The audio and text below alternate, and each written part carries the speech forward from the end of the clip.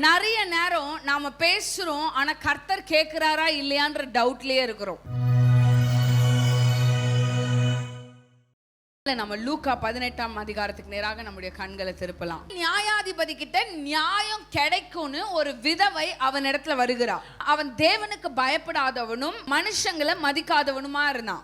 வெகு நாள் வரைக்கும் இந்த லேடிக்கு நியாயம் விசாரிக்கணும்னு அவனுக்கு மனசு இல்ல. ஒரு வருஷமா ஜோம் பண்றேன், 6 மாசமா ஜோம் பண்றேன், இத்தனை நாளா ஜோம் பண்றேன், ஆனா நடக்கல, அதனால நான் அந்த ஜெபிக்கிறத விட்டுறேன். சரி, நிறைய நேரம் ஜெபிக்கும் போது நமக்கு டயர்ட் ஆகுறது ரொம்ப ரொம்ப நார்மல்.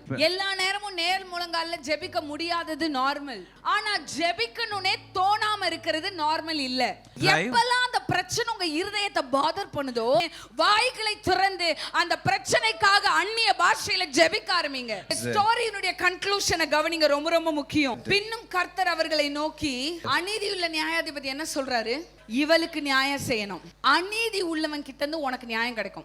உங்க பிசாசுக்கு உங்க தாட்ல பிரச்சனை இல்ல, வாயை திறந்து ஜெபிக்கிறதுல பிரச்சனை. கிறிஸ்தவர்கள் ஜெபிக்கணும், ஜெபிச்சா மாறும், ஜெபிச்சா நடக்கும். அநீதி உள்ள நியாயாதிபதியே நியாயம் செய்யணும்னு நினைக்கும் போது, நியாயாதிபதியாகிய தேவன் அழைக்கப்பட்டவனை, தெரிந்து கொள்ளப்பட்டவனை பதில் செய்யாமல் இருப்பாரோ?